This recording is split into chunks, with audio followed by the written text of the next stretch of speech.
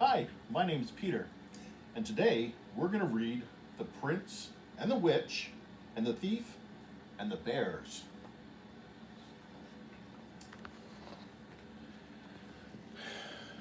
What kind of story shall we have tonight? Asked Dad as he tucked Jamie into bed one evening. A made-up one, said Jamie, with a prince and a bear and a witch and more bears. All right, said Dad, why not? This, said Dad, is a story called The Prince and the Witch and the Thief and the Bears by Jamie's dad.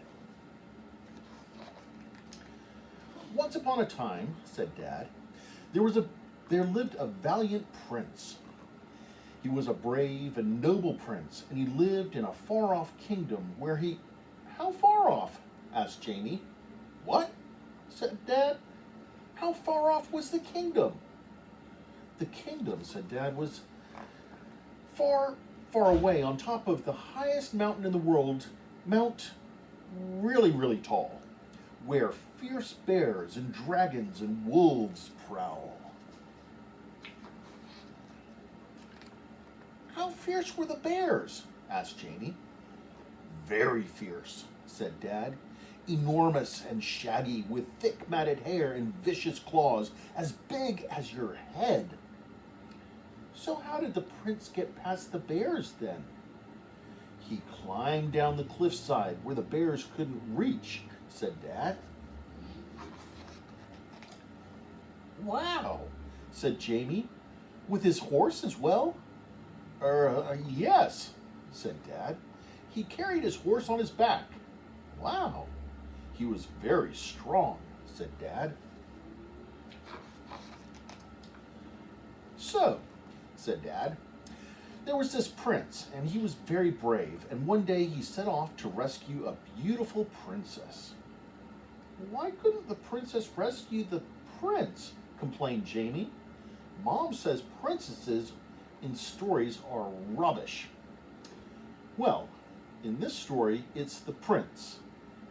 I want it to be the princess, said Jamie. All right, replied Dad, why not? The very brave princess sat off.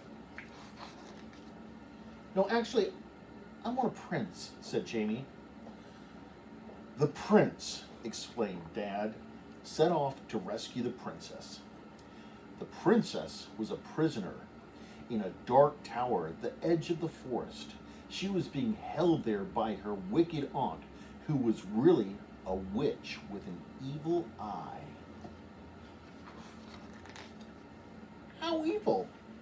So evil that it could turn you into stone, said Dad. Or jello? Asked Jamie. No, stone. But maybe jello sometimes? Well, okay, sometimes, said Dad.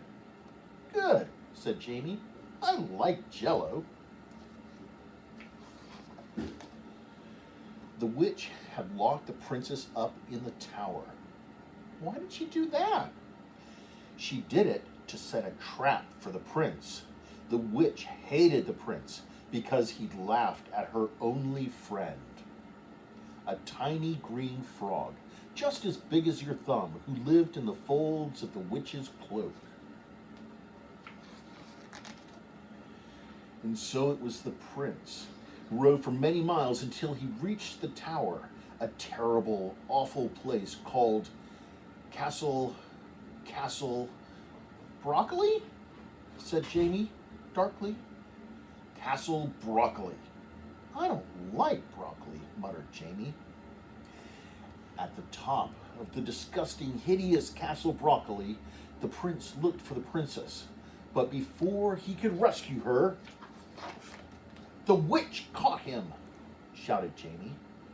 The witch caught him, agreed Dad. And they had a fight, shouted Jamie. And they had a fight, agreed Dad. Because the witch was really a ninja, said Jamie. Because the witch was really a ninja? Yes, exactly, said Dad. The witch, who was really a ninja, attacked the prince with a mighty leaping kick. But he dodged, and she flew over the castle walls and and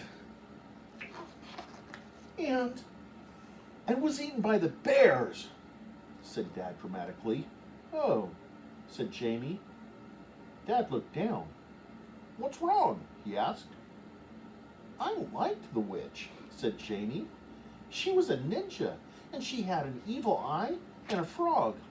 And anyway, it was all the silly prince's fault for laughing, and she never got to turn anyone into jello. Said Dad, right. The witch was eaten by the bears, he said, or so it seemed.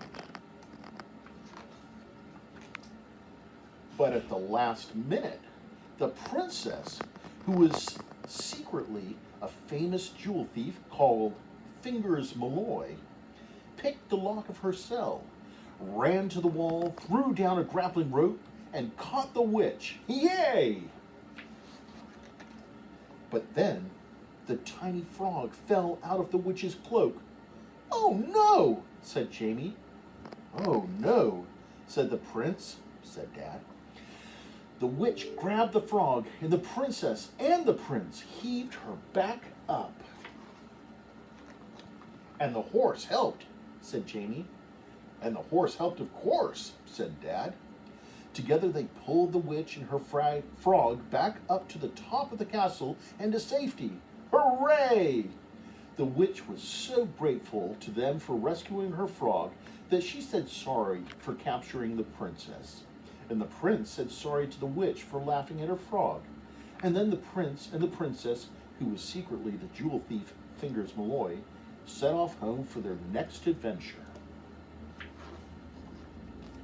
As night fell and the stars twinkled over the land of Mount Really, Really Tall, the witch tucked the frog back into the folds of her cloak, where it was nice and warm. Dad tucked Jamie under the covers. How warm? Asked Jamie, blinking sleepily. As warm, said Dad, as a lovely warm bug snuggled up in a rug with a hug from his dad who loves him. How much? Murmured Jamie. As much, whispered Dad softly, as your daddy loves you. Daddy, whispered Jamie. Yes? What about the bears? Don't worry, said Dad. We'll find out about them tomorrow.